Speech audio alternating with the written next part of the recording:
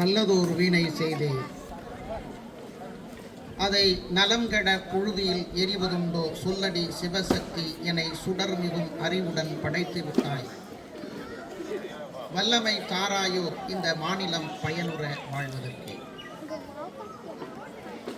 இந்த இனிய காலை பொழுதில் இந்த நல் நாளில் 79ஆம் விடுதலை திருநாளில் இங்கே உங்கள் எல்லோரையும் சந்தித்து இந்த பெருமைக்குரிய பள்ளிக்கூடத்தில் சிறப்புரை ஆற்றுவதை நான் பெருமையாக கருதுகின்றேன். இந்த நிகழ்ச்சிக்கு தலைமை வகித்துக் கொண்டிருக்கின்ற இந்த பள்ளிக்கூடத்தினுடைய தாளாளர்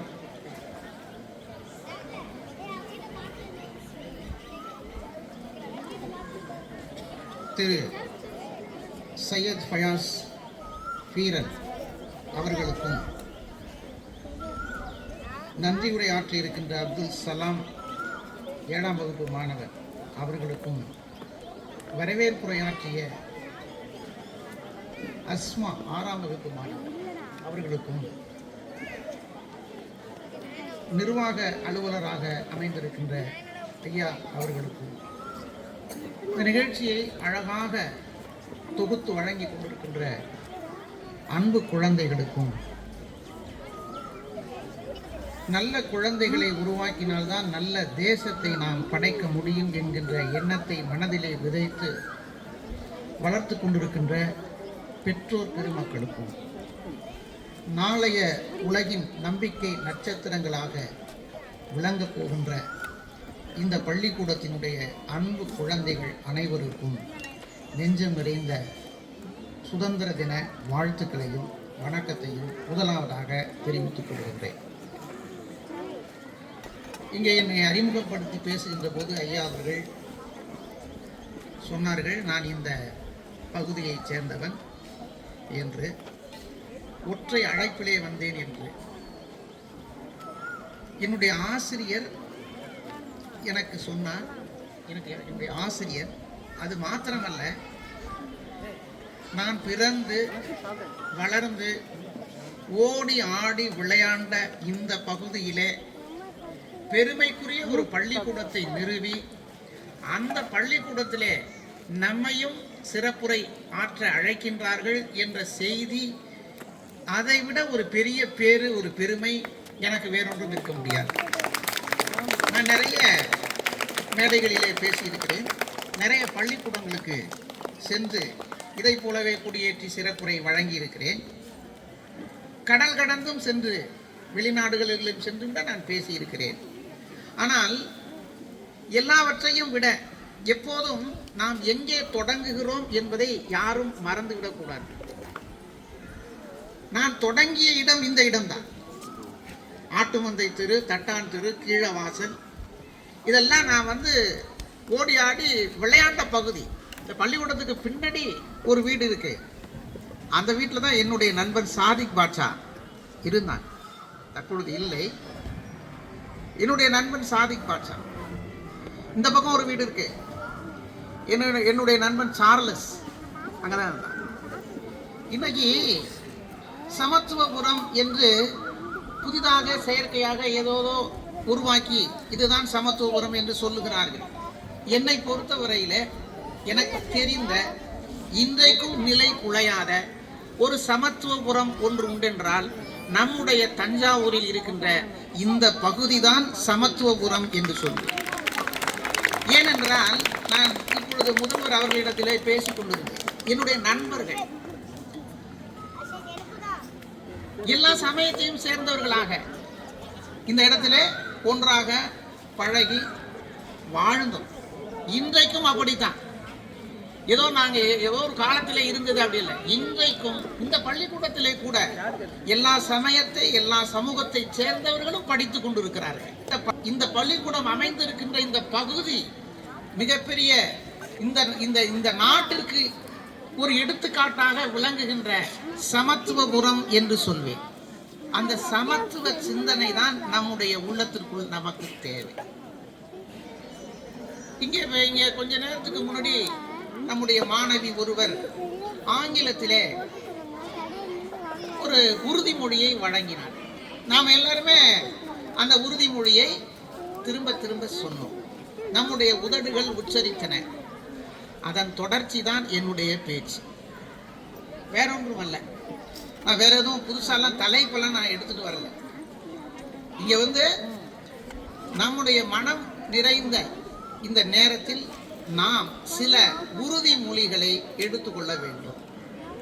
அந்த உறுதிமொழி என்ன? இன்னைக்கு நாம கொண்டாடி கொண்டிருக்கின்ற 79வது சுதந்திர நாள் விழா எந்தெந்த மனிதர்களால், எந்தெந்த தலைவர்களால் எப்படியெல்லாம் இந்த நாட்டிற்காக இரத்தம் சிந்தி, வேர்வை சிந்தி, உயிர் தியாகம் செய்து விடுதலை பெறப்பட்டது. அந்த விடுதலையை நாம் ஒழுங்காக அனுபவிக்கின்றோமா? நம்முடைய நாடு வல்லரசு நாடாக பயணப்படுகிறது, மகிழ்ச்சி. பொருளாதாரத்திலே மேம்பட்டிருக்கிறது, மகிழ்ச்சி. அறிவியலிலே உயர்ந்திருக்கிறது, மகிழ்ச்சி. உலக நாடுகளை எல்லாம் வியக்கக்கூடிய வைக்க அளவிற்கு நம்முடைய வான்வெளியிலே நம்முடைய நாடு இஸ்ரோ சாட்டிலைட்டுகளை அனுப்பி கொண்டே இருக்கின்றன, மிகவும் மகிழ்ச்சி. எல்லாம் வளர்ந்திருக்கிறது. நம்முடைய நாட்டிலே மக்களிடத்திலேயும் தலைவர்களிடத்திலேயும் ஒழுக்கம் வளர்ந்திருக்கிறதா? ஒழுக்கம் வளர்ந்திருக்கிறதா என்பது ஒரு கேள்வி. இதை நாம் மனதிலே முன்னிறுத்த வேண்டும். எல்லாம் இருக்கிறது, ஒழுக்கம் மட்டும் இல்லை. எல்லாம் இருந்து எந்த பயனும் இல்லை. எல்லாம் இருக்கிறது, என்ன பயன்? சுதந்திரம் அடைந்து கொஞ்ச நாளிலே ஒரு கவிதை நான் படித்தேன். நீங்களும் அந்த கவிதையை கேட்டிருக்கலாம். மகாத்மா காந்தி இந்த தேசத்துக்காக, விடுதலைக்காக தன்னை அர்ப்பணித்து எவ்வளவு பெரிய தியாகம் அவர் தலைமையிலே பல தலைவர்கள், பல உயிர்கள், பல மக்கள் மாண்டார்கள்.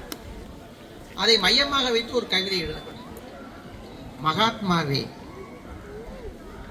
உன்னையே உருக்கி இவர்களுக்கு தங்க மோதிரம் அணிவித்தாய். மகாத்மாவே, உன்னையே உருக்கி இவர்களுக்கு தங்க மோதிரம் அணிவித்தாய். அணிகின்ற போதுதான் தெரிந்தது இவர்கள் விரல்களே இல்லாத குஷ்டரோகிகள் என்று. என்ன அர்த்தம்? உங்களுக்கு எல்லாம் தெரியும். விரல் இருந்தாதான் மோதிரம் போட முடியும். சுதந்திரம் என்ற ஒன்றை அனுபவிக்க தெரிந்திருந்தால்தான் இந்த சுதந்திரத்தை நம்மால் முழுமையாக அனுபவிக்க முடியும். இன்றைக்கு மகாத்மா காந்தி அன்னைக்கு சொன்னார், நடு இரவில் 12 மணிக்கு, நள்ளிரவு 12 மணிக்கு ஒரு இளம் பெண் உடல் முழுவதும் நகைகளை அணிந்து கொண்டு வீதியிலே எந்த விதமான அச்சமும் இல்லாமல் வலம் வந்து வீடு திரும்பினார், பாதுகாப்பாக வீடு திரும்பினார். அன்றைக்குத்தான் நீங்கள் முழுமையான சுதந்திரத்தை அடைந்ததாக அர்த்தம். மகாத்மா காந்தி சொன்னார். சுதந்திரம் அடைந்து 79 ஆண்டுகள். செய்தித்தாள்களை வாசிக்கின்றோம். அடைந்து விட்டோமா? வெள்ளைக்காரனிடம் இருந்து விடுதலை பெற்றோம். அந்த விடுதலையை யாரிடம் கொண்டு அடகு வைத்திருக்கிறோம்? செய்தித்தாளை படிக்கின்ற போது நெஞ்சம் பதறுகிறது. நேற்று முந்தா நாள் படிச்சேன். நான் என்னுடைய மாணவர்கிட்டெல்லாம் முன்னாடிலாம் ஒரு செய்தியை வலியுறுத்துவேன். ஒவ்வொரு குழந்தைகள்கிட்டையும் சொல்லுவேன், காலையில் எழுந்தவுடனே செய்தித்தாள் படிங்க. ஒரு அரை மணி நேரமாவது ஆங்கில செய்தித்தாளோ தமிழ் செய்தித்தாளோ ஏதாவது ஒரு செய்தித்தாளை ஒவ்வொரு நாளும் வாசிக்கின்ற பழக்கத்தை உருவாக்கி கொள்ளுங்கள். நான் என்னுடைய மாணவர்களிடத்தில் தொடர்ந்து வலியுறுத்திய செய்தி. கொஞ்ச நாளா அதை சொல்றதை விட்டுட்டேன். ஏன்னு கேட்டா, செய்தித்தாளில் வர்ற செய்திகள் மனதை வேதனைப்படுத்துகிறது. நீங்களும் படிச்சிருப்பீங்க. 2 நாளைக்கு முன்னாடி பேச தெரியாத, வாய் பேச தெரியாத, காது கேட்க தெரியாத ஒரு பெண் குழந்தை நடமாட முடியவில்லை. என்ன காரணம்? நாட்டிலே ஒழுக்கம் இல்லாமல் போய்விட்டது. எல்லாம் இருக்கிறது, ஒழுக்கம் மட்டும் இல்லை. மகாத்மா காந்தி இன்னைக்கு இருந்தா சொல்லுவார, நள்ளிரவு 12 மணி இல்ல இல்ல, பகல் 12 மணி. இளம் பெண் இல்ல இல்ல, 84 வயது கிழவி. உடல் முழுவதும் நகை அணிந்து கொண்டு இல்ல ஒரு கவரிங் செயினை அணிந்து கொண்டு செல்ல முடியாத சூழல் இருக்கிறது இந்த நாட்டிலே. ஏன்? என்ன காரணம்? ஒழுக்கமின்மை. இதுதான் காரணம். நம்ம ஒற்றுமையை பற்றி பேசுகின்றோம். அன்றைக்கு பாரதி ஒற்றுமையை பற்றி பேசினான், பாடினான், நிறைய பாடினான். ஒற்றுமையை விட ரொம்ப முக்கியமான ஒன்று வள்ளுவர் பெருந்தகை சொல்லுகிறார். ஒழுக்கம் விழுப்பம் தரலாம், அதெல்லாம் ஒழுக்கம் உயிரினும் ஓம்பப்படும். உயிரை விட இந்த உலகத்தில் ஒன்று உயர்வானதாக இருக்கிறது என்றால் அது ஒழுக்கம். அந்த ஒழுக்கமும் ஒற்றுமை உணர்வும் நம்மிடம் இருந்தால் உலக அளவில் நம்முடைய மனித சக்திக்கு, இந்தியாவின் மனித சக்தி மதிப்பு மிக்கது. அந்த மனித சக்தியை வைத்து உலக அளவிலே உயர்ந்து நிற்கலாம். இன்றைக்கு யாருக்கும் அஞ்ச வேண்டிய அவசியம் இல்லை. நம்மிடம் வேறு எவரும் பஞ்சாயத்து பண்ண வேண்டிய அவசியம் நமக்கு இல்லை. தலை நிமிர்ந்து நிற்க முடியும் நம்மால். அந்த அளவுக்கு கல்வி, அறிவு, செல்வம், பொருளாதாரம், மதிநுட்பம் நிறைந்த நாடு நம்முடைய நாடு. ரொம்ப இன்னைக்கு நம்ம சமூகத்துல ஒற்றுமையை பேசணும்ல. பாரதி கனவு கண்ட அன்னைக்கு மகாத்மா காந்தி கண்ட கனவை போலவே நீங்களாம் அந்த பாட்டை பள்ளிக்கூடத்துல எல்லாம் கேட்டிருப்பீங்க. இந்த குழந்தைங்களுக்கெல்லாம் இப்ப பாட்டு கேட்கணும்னா ரொம்ப பிடிக்கும்ல. பாரதியார் பாட்டு ரொம்ப பிடிக்கல. பாரதியார் பாட்டு பிடிக்குங்கிறவங்களாம் கை தூங்க பார்க்கலாம். குழந்தைங்கலாம் பாரதியார் பாட்டு பிடிக்கும். ஆனா பிள்ளைங்களுக்கு பிடிக்காத விஷயம் என்ன தெரியுமா? கை தூக்குங்கன்னு சொல்றது. ஒரு பாட்டு பாடுற பாருங்க. கங்கை நதி புறத்து கோதுமை பண்டம், கங்கை நதி புறத்து கோதுமை பண்டம், காவிரி வெற்றிலைக்கு மாறுகொள்ளுவோம். சிங்க மராட்டியர்தம் கவிதை கொண்டு, சிங்க மராட்டியர்தம் கவிதை கொண்டு சேரத்து தந்தங்கள் பரிசளிப்போம். சிந்து நதியின் மிசை நிலவினிலே சேரன நாட்டிலம் பெண்களுடனே சுந்தர தெலுங்கினில் பாட்டிசைத்து தோணிகள் ஓட்டி விளையாடி வருவோம், தோணிகள் ஓட்டி விளையாடி வருவோம். பாரதி பாடின அன்னைக்கு என்ன ஒரு அழகான பாட்டு. காவேரியில தண்ணி வருதோ வரலையோ, கங்கை நீர்ல ஒரு பக்கம் தண்ணி அந்த பக்கம் வெள்ளம் அழிந்து கொண்டிருக்கிறது ஒரு பகுதி, இந்த பக்கம் வறட்சியால காஞ்சி கொண்டிருக்கிறது. கங்கையில் அதிகமாக இருக்கிற நீரை காவிரியில திருப்பி விடணும்னு கனவு கண்டவன் பாரதி அந்த காலத்தில். அங்க கோதுமை பண்ண விளையுதுன்னா இங்க காவிரியில வெற்றிலை விளைகிறது, நெல் விளைகிறது. அதை கொண்டு போய் கொடுப்போம். நம்ம சாப்பாடு கொண்டுட்டு வந்தோம்னா மற்ற குழந்தைகளுக்கு நம்ம கூட சாப்பாடெல்லாம் மற்றவங்களுக்கு கொடுக்குறோம்ல, கொடுத்து எல்லாத்தையும் பகிர்ந்து கொள்றோம்ல. அது மாதிரி அன்னைக்கு தேசம் முழுவதும் இருக்கின்ற எல்லா பண்டங்களையும் ஒவ்வொருவரும் பகிர்ந்து கொண்டு உயிர் வாழ வேண்டும் என்று பாரதி கனவு கண்டார். இன்னைக்கு நினைச்சு பார்த்தாலே ஒரு மாதிரியா இருக்கு. அந்த நிலையை நாம் அடைந்தோமா? அந்த ஒழுக்கம், அந்த ஒற்றுமை உணர்வு நம்முடைய குழந்தைகள் எல்லோருக்கும் நாம் முதலிலே கடைபிடிக்க கற்றுக் கொடுக்க வேண்டிய ஒரு விஷயம் என்னவென்றால், இன்னைக்கு நம்ம இந்த இடத்துல உறுதிமொழி எடுத்தோம் இல்லையா? என்ன உறுதிமொழி எடுத்தோம்? நான் என்னுடைய ஆசிரியரை மதிப்பேன், என்னுடைய பெரியவர்களை மதிப்பேன், என்னுடைய பெற்றோரை மதிப்பேன். அது வெறும் ஒவ்வொரு சுதந்திர நாள் அன்னைக்கும் சொல்லுகிற வார்த்தை அல்ல. நீங்க மனசுல எழுதி வைக்கணும். மனசுல எழுதி வச்சு நம்ம அப்பாவை மதிக்கணும், நம்ம அம்மாவை மதிக்கணும், நம்ம வீட்டுல இருக்கிற தாத்தா பாட்டி பெரியப்பா அவங்களெல்லாம் மதிக்கணும். பள்ளிக்கூடத்துக்கு வந்தோம்னா ஆசிரியர்களை மதிக்கணும். ஆசிரியர்களை, பெரியோர்களை, பெற்றோர்களை மதிக்காத ஒரு சமூகம் ஒழுக்கத்தின் பாதையிலே செல்லுவது என்பது அரிதானது. முடியவே முடியாது. நம்ம குழந்தைகளை அந்த மாதிரி நாம பழக்க வேண்டும். இந்த நாட்டினுடைய தலைமை சக்தியாக நம்முடைய குழந்தைகளை உருவாக்க வேண்டும். முதல்ல அடிப்படை ஒழுக்கம் மட்டும்தான். அதுதான் நான் சொல்றேன், ஒழுக்கம். அந்த ஒழுக்கத்தை நாம் போதித்து விட்டால் இந்த குழந்தைகள் மிக உயர்ந்த இடத்திலே இந்த நாளைய உலகத்தின் நம்பிக்கை நட்சத்திரமாக வருவார்கள். ஒரு நாட்டினுடைய இன்னொரு முக்கியமான விஷயம் என்னன்னு கேட்டீங்கன்னா, எல்லாருமே எளிய மனிதர்களின் வேண்டுகோள்களை கேட்கின்ற மனப்பக்குவம் பெற வேண்டும். குழந்தைங்க பள்ளிக்கூடத்துல இருந்து வீட்டுக்கு வந்துருச்சுன்னா அம்மா அப்பாட்ட வந்து ஏதாவது ஒன்று சொல்லுவாங்க. குழந்தைங்களுக்கு ஒன்று சொன்னல, பெற்றோர்களுக்கு ஒன்று சொல்ற கேளுங்க. பள்ளிக்கூடத்துல இருந்து குழந்தைங்க வந்தோடனே ஏதாவது ஒன்று சொல்லுவாங்க. அதை நம்ம என்ன பண்ணோம்? காது கொடுத்து கேட்கணும். ஆனா நமக்கு எப்படி இருக்கும்னா, இதெல்லாம் ஒரு செய்தியா? அவங்களுக்கு மிகப்பெரிய செய்தி. என்ன செய்தி? அம்மா உனக்கு விஷயம் தெரியுமா? என்னடா? அந்த அவ என்கிட்ட பேசவே மாட்டேங்கிறாமா 3 நாளும். ஏன்பா? அவளோட ஃப்ரெண்டு சொல்றதை தான் கேட்குறா. அவள் உனக்கும் ஃப்ரெண்டாக தானே இருந்தா. அவன் முன்னாடி இருந்தா. இப்போ வந்து புதுசா ஒரு ஃப்ரெண்டு வந்துட்டா. அவன் 2 நாளா என்கிட்ட பேசவே மாட்டேங்கிறான். அது மட்டும் இல்லை, என்னோட ரப்பர் வச்ச பென்சிலை புடுங்கிட்டாமா. சொல்றமா? இது நமக்கு எப்படி இருக்கும்? பெற்றோர்களுக்கு இதெல்லாம் ஒரு விஷயமா? எப்போ நாட்டில் எவ்வளோ பெரிய பிரச்சனைலாம் இருக்கு, எவ்வளோ பெரிய விஷயம்லாம் இருக்கு. இல்லை இல்லை, நாம் குழந்தைகளின் உலகத்திற்குள்ளே நுழைய வேண்டும். குழந்தைகளோடு சேர்ந்து குழந்தைகளாக நாமும் வாழ வேண்டும். அதன் பிறகுதான் அவர்கள் நாம் சொல்வதை அவர்கள் கேட்பார்கள்.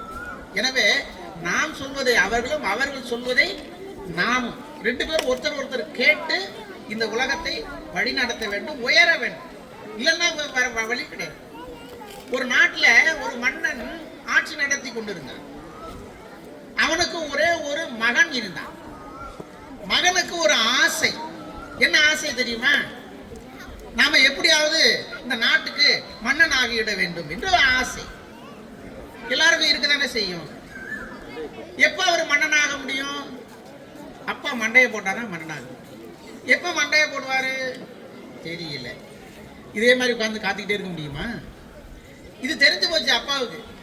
அப்பா சொன்னார், எப்பா நான் உயிரோடு சாகர வரைக்கும் நீ காத்திருக்க வேண்டிய அவசியம் இல்லை. உனக்கு இந்த நாட்டுக்கு தலைவனாகக்கூடிய தகுதி எப்போது வருகிறதோ அப்போதே இந்த நாட்டினுடைய அரசு பொறுப்பு எல்லாத்தையுமே உன்னிடம் ஒப்படைத்து விடுவேன் அப்படின்னு சொன்னார். எனக்கு எப்போ தகுதி வரும்னு கேட்டேன். எப்போ எனக்கு தகுதி வரும்? வயசானா மட்டும் போதுமா? ஒரு நாட்டை ஆளுகின்ற பக்குவம் வர வேண்டாமா? அதுக்கு என்ன செய்யறது? ஒரு குருவிடம் அனுப்பினார். குரு என்ன பண்ணாரு? இங்க வாப்பா அப்படின்னு சொல்லி காட்டுக்கு அழைச்சிட்டு போயிட்டார். அந்த குரு என்னைக்கு உனக்கு தகுதி வந்து விட்டது என்று சொல்கிறாரோ அன்னைக்கு இந்த நாட்டினுடைய அரசாங்கத்தை உன்னிடம் ஒப்படைத்து விடுவேன்னு சொன்னார். ஒரு 3 மாசம் என்னோட காட்டுக்கு வான்னு சொல்லிட்டு காட்டுல ஒரு இடத்துல உட்கார வச்சுட்டு போயிட்டார். 3 மாசம் ஆச்சு. அவர் சொன்ன இடத்துக்கு திரும்பி வந்தான் இளவரசர். என்னப்பா நீங்க பாட்டு தனியா விட்டுட்டு வந்துட்டீங்க, நீங்க பாட்டு என்ன இருக்கு, நீ என்னெல்லாம் கேட்ட இந்த 3 மாசம் சொல்லு. ஏன் கேட்குறீங்க? அப்பா சிங்கம் ஒரு பக்கம் வழங்குது, புலி ஒரு பக்கம் கத்துது, ஒரு பக்கம் யானை கூட்டமெல்லாம் வருது, எனக்கு ஒரே பயமா இருக்கு அப்படின்னு. அப்படியா? சரி வா, இன்னொரு தடவை அழைச்சிட்டு போய் நீ ஒரு 3 மாசம் நீ திரும்ப அந்த அதே இடத்துல போய் தவம் பண்ணிட்டு வான்ட்டு. ஒரு 3 மாசம் திரும்ப போனான். இப்ப நீ எதெல்லாம் உன்னுடைய காதுல விழுந்துச்சு கேட்டார். இப்ப சொன்னா 3 மாசம் கழிச்சு வந்து சொன்னா, முயல்கள் எல்லாம் துள்ளி திரிந்தன, மான்கள் எல்லாம் ஓடி விளையாண்டு கொண்டிருந்தன. இந்த மாதிரி சாந்தமான மிருகங்கள் செஞ்ச வேலைகள்லாம் சொன்ன. எனக்கு இப்ப தகுதி வந்துடுச்சா? இன்னொரு 3 மாசம் போயிட்டு, இன்னொரு 3 மாசம் போனேன். போயிட்டு வந்தான், தவம் செஞ்சான். இப்ப குருநாதர் கேட்டார், என்னப்பா உன்னுடைய காதல விழுந்துச்சு? முதல்ல சொன்னான்ல சிங்கம், புலி, யானை, அதெல்லாம் சொல்லல. அப்புறம் முயல், மான், கரடி, அதையும் சொல்லல. உன்னுடைய காதில எது விழுந்தது? எவை விழுந்தன கேட்டார். அந்த பகுதியிலே மலர்கின்ற மலர்களின் ஓசை என் காதிலே விழுந்தது என்று சொன்னார். ஒரு மலருகின்ற ஓசையை நாம என்னைக்காவது காதுல வாங்கியிருக்கிறோமா? காதுல விழுந்திருக்கா? சாத்தியமா? ஆனால் அடர்ந்த காட்டில் தவம் செய்கின்ற ஒருவன் வேறு எல்லாவற்றையும் தூக்கி எறிந்துவிட்டு கவனத்தை ஒருநிலைப்படுத்தினான். சிங்கம் புலி அல்ல, ஒரு மலர் மலர்கின்ற ஓசையை கூட தன்னால் உணர முடியும் என்று அந்த பக்குவத்தை அடைவதற்கு அவன் 3 முறை 9 மாதங்கள் தவம் செய்ய வேண்டியிருந்தது. குருநாதர் இப்போது அவனை அழைத்து சென்று அந்த அரசனிடத்திலே ஒப்படைத்தார். உங்கள் மகனுக்கு தலைவனாகும் தகுதி வந்துவிட்டது. எதை வைத்து ஐயா சொல்கிறீர்கள்? இனிமேல் இந்த குடிமக்கள் பேசுகின்ற பேச்சுக்களை, இந்த குடிமக்களின் குறைகளை, இவர்களினுடைய தேவைகளை காது கொடுத்து கேட்கின்ற பக்குவம் இந்த இளவரசனுக்கு வந்துவிட்டது. எனவே இவன் தலைவன் ஆகலாம் என்று சொன்னார். அதை போல ஒரு தலைவன் ஆக வேண்டும் என்றால் நாம் என்ன செய்ய வேண்டும்? குறைந்தபட்சம் மற்றவர்கள் பேசுகின்ற அந்த செய்தியை கேட்க வேண்டும். அதுதான் முக்கியமான செய்தி. நிறைவாக ஒன்றை சொல்லுகின்றேன். இந்த நேரத்தில் இன்னைக்கு செய்தித்தாள்கள்ல ஒரு ஒரு முக்கியமான ஒரு செய்தி ஒன்று ஓடிட்டு இருக்கு. நீங்களாம் கேட்டிருப்பீங்க. நம்முடைய தலைநகர் டெல்லி, அதுல ஒரு குழந்தைய நாய் கடிச்சிருச்சு. நாய் கடிச்சுன்னா அந்த நாய்கள், அங்க இருக்கிற நாய்கள் எல்லாவற்றையும் பிடித்து சிறையில் அடைக்க வேண்டும், அவைகளுக்கு குடும்ப கட்டுப்பாடு செய்ய வேண்டும் என்று உச்ச நீதிமன்றம் தீர்ப்பு வழங்கி. இது சரியா தவறா என்று வேக வேகமாக போயிட்டு இருக்கு. இந்த நாய்களை கொடுமைப்படுத்தலாமா, சிறை வைக்கலாமா, நாய்களை கொல்லலாமா, நாய்கள் எவ்வளவு புனிதமானது என்று நிறைய வாதங்கள். ஒரு 2 மாசத்துக்கு முன்னாடி நான் செய்தித்தாளில் ஒரு செய்தி படித்தேன். என்ன தெரியுமா? இமாச்சல பிரதேசத்திலே மாண்டியா என்கின்ற ஒரு மாவட்டம். அந்த மாவட்டத்திலே மலைப்பகுதியில் இருக்கின்ற ஒரு கிராமம். அந்த கிராமத்தில் 20 குடும்பங்கள் வாழ்கின்றன. 67 பேர் இருக்கிறார்கள். நள்ளிரவு 12 மணி, ரொம்ப அமைதியான நேரம். அந்த நேரத்தில் அந்த வீட்டினுடைய வாசலிலே நின்று நாய் ஒன்று குரைத்து கொண்டே இருந்தது. நாய் குரைக்கிறது தொடர்ச்சியாக அந்த வீட்டு எஜமானருக்கு ஒன்று புரிந்து விட்டது. ஏன்னா அந்த நாய் தேவையில்லாமல் குரைக்காது. ஏதோ ஒரு ஆபத்து நிகழ்கிறது என்று அந்த வீட்டு எஜமானர் எழுந்திருச்சு பார்த்துருக்கிறார். அந்த நாய் அவரை அழைச்சிட்டு போய் அந்த வீட்டினுடைய சுவற்று பகுதியை காட்டி, அந்த சுவற்று பகுதியில் ஒரு வெடிப்பு புதிதாக ஏற்பட்டது. என்ன அந்த வெடிப்பு, என்ன காரணம்? மேக வெடிப்பு. ஒரு 2-3 நாளைக்கு முன்னாடி ஏற்பட்டு கடுமையான மழை. அதனுடைய விளைவாக மழை பெய்து கொண்டிருக்கிறது. மேல மிகப்பெரிய வெள்ளம், நிலச்சரிவு இன்னும் கொஞ்ச நேரத்தில் வரப்போகுது. இதை இந்த நாய் கண்டுபிடித்து அவர்களுடைய எஜமானருக்கு சொல்லுது. பார்க்குறாரு. பார்த்த உடனே புரிஞ்சு போச்சு உண்மை. உடனடியாக அந்த ஊரில் தூங்கிட்டு இருக்கிற அத்தனை பேரையும் எழுப்பி 67 பேர், அந்த 67 பேரையும் அந்த நாயையும் சேர்த்து பாதுகாப்பான இடத்துக்கு அவர் அழைச்சிட்டு போனார். அழைச்சிட்டு போய் கொஞ்ச நேரத்தில் அந்த கிராமம் இருக்கின்ற இடம் தெரியாமல் போனது. அவர்கள் இழந்தது அவர்கள் வீடுகளை மட்டும்தான். 67 உயிர்களை ஒரு நாய் காப்பாற்றி இருக்கிறது. ஒரு நாய் கூட தன்னுடைய வாழ்நாளில் தன்னுடைய கடமையை ஒழுங்காக செய்து கொண்டிருக்கிறது. நாய்களிடம் கூட நாம் பாடங்களை கற்க வேண்டும் என்பதை இந்த நேரத்திலே நாம் உணர வேண்டும். நிறைய செய்திகளை சொல்லிக்கொண்டே இருக்கலாம். நேரம் ஒரு 5 நிமிஷம் பேசணும். நிறைய செய்திகள்லாம் நம்ம சொல்லலாம். ஏன்னா இந்த குறைந்த நேரத்திலே நாம் உங்களிடத்திலே சொல்லுகின்ற இதுவரை பேசிய அந்த செய்திகளெல்லாம் நீங்கள் மனதிலே இருத்தி இருப்பீர்கள். வாழ்க்கையிலே நாம் தொடக்கத்திலே சொன்ன செய்தியை சொல்கின்றேன் திரும்பவும். இங்கே உறுதிமொழிக்கு சொன்னார்களே அந்த குழந்தை, அதையும் மனதிலே வைத்துக் கொள்ளுங்கள். நாம் படிக்கின்ற படிப்பு, கல்வி ஒரு கேடில் விழுச்செல்வம், கல்வி ஒருவருக்கு மாடல்ல மற்றையவை. கல்விதான் செல்வம். ஏன் கல்வி செல்வம்? அந்த கல்விதான் நமக்கு ஒழுக்கத்தை போதிக்கிறது.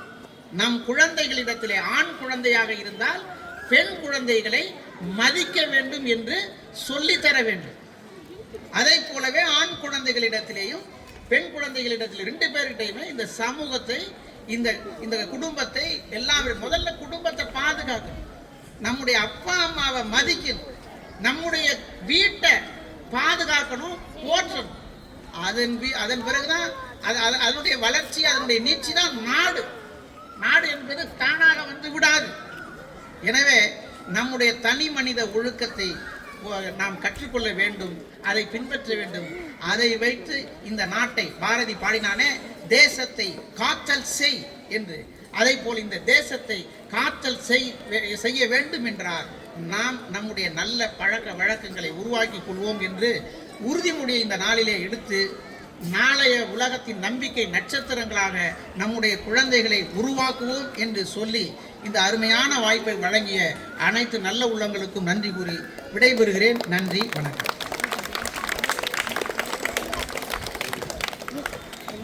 Thank you, sir, for